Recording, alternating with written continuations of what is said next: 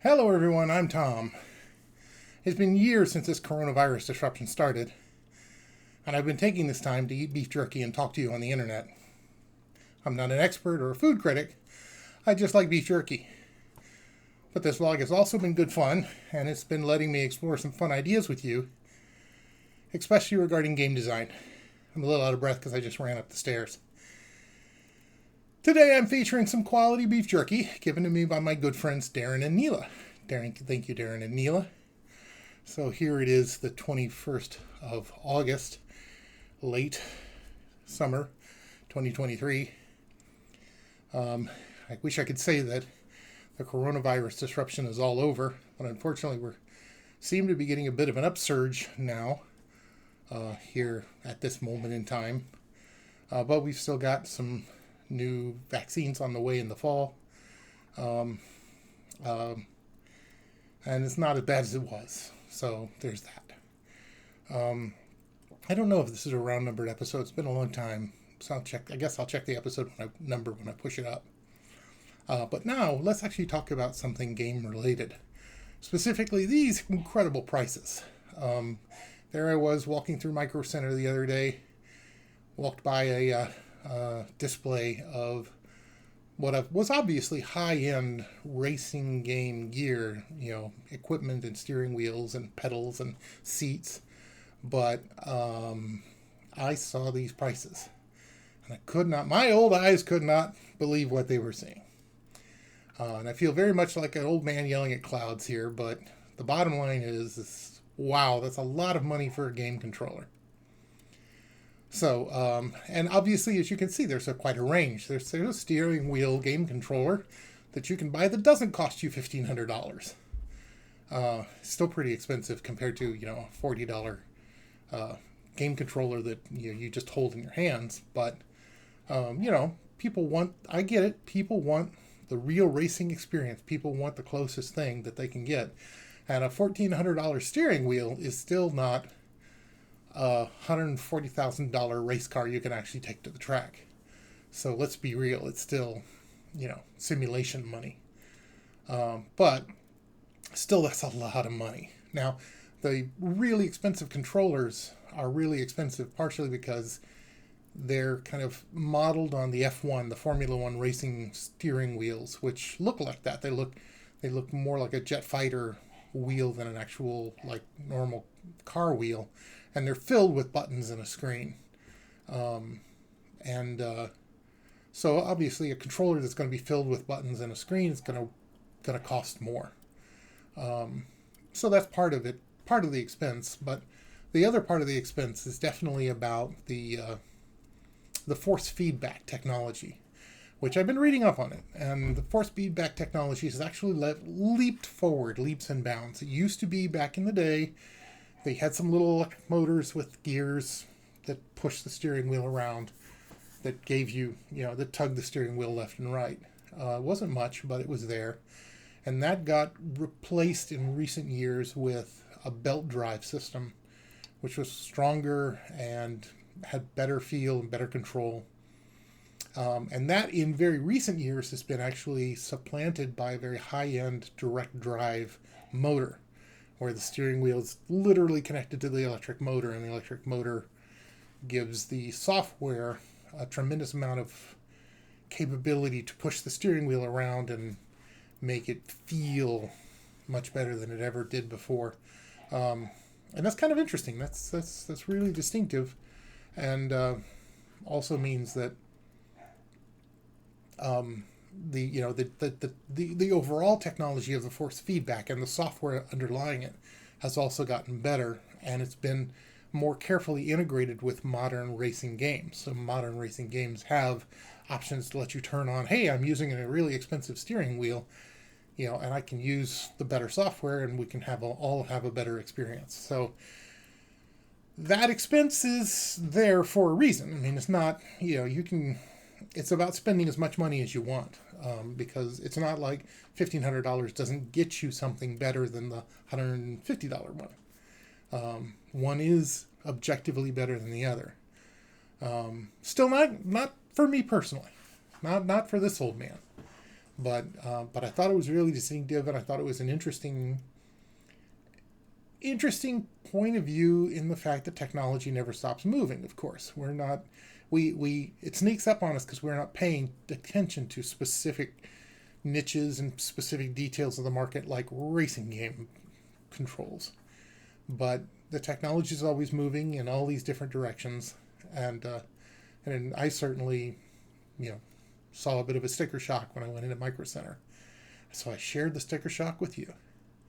So, anyways, that's, what I was interested in and what I thought was distinctive about the picture I showed. So, let's get on to the main event. Darren and Mila brought me Rafter G. And if you read carefully, it says mango habanero beef jerky. So it might be weird and it might be hot. And you guys, if you've watched my show, don't have a high tolerance for hot. But, I could expect some weird. It smells like beef jerky. It's definitely a flavor and a brand I've never had before. So we get to try this together. All right. Let's get a nice piece out. There we go. Smells like beef jerky. Rafter G mango habanero. Well, starting to feel the habanero right out of the gate. Definitely feels like a hot jerky. A little bit sweet. Can't say that I taste the mango that much, but maybe. Definitely tasting the habanero.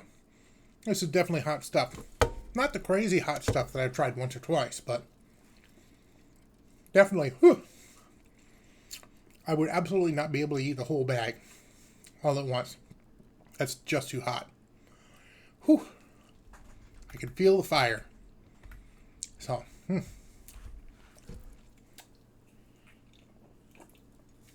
gonna have to get my soda on. Well, definitely more spicy than I generally like. But as hot stuff goes, not offensive aside from the hotness. It's definitely cutting up my mouth. Definitely got the hot. So if you like, the spiciness, this Rafter G mango habanero, I would not say that it was offensively spicy. It didn't kick me in the face like a horse. It just definitely brings the heat. All right. So, I definitely think that you should comment, like, and subscribe and hit the bell, just like everybody asks for in their videos. Because that's how I know that you're liking what I do, and that what I can do more of. I definitely think it's fun to make these videos. And if you'll pardon me and talk amongst yourselves, I will look at my my old video and see about the comments I got on my last video. Right, which was my vegan video, in case you guys are wondering. There we go. All right. Let's see. Jim Vaneski says, try to spot the vegan one in a blind taste test. It's not a bad idea. I think that the vegan stuff I tried last time wasn't bad for being obviously not beef. And so I think I said last time that it was basically, if you're okay with it not being beef, it's not so bad. Adam Para, longtime writer, says he says he's glad that I'm brave enough to try it. He talks about being part of the WoW generation. And I think that's about it. Yeah, I mean, we've, as far as my space game Cosmos, my space game Artemis Cosmos, is now available for pre-order. Basically, it's available for purchase, but it's in Steam Early Access right now, which means it's not 1.0. It's not finished and ready to go. But if you want to be part of the early access and you want to give me feedback on how the game can be made better, and if you want to look behind the scenes of a game that's not quite finished yet, then you're welcome to go on Steam and purchase it. Artemis Cosmos is the name. And once we do reach 1.0, of course, Steam will automatically update you to the latest version, and you'll get 1.0. So I definitely want feedback. Absolutely love feedback. I've been getting some good feedback. So much work to do, and I've been working hard on it. All right. So final impressions about Rafter G Mango Habanero Beef Jerky. I would say that if you like hot beef jerky, that's, gives you a real zing, then this is the beef jerky for you. I am not such a big fan of the hot beef jerky. And this is a, reasonable size bags. I would not be able to make it through that bag in one sitting. It's just too hot for me. But it's not, again, as wickedly, dangerously, murderously hot as the hottest stuff out there. So unlike those which I would not recommend for human consumption, I think that, this stuff, if you like the hot, might be for you. So thanks for watching. Tune in next time.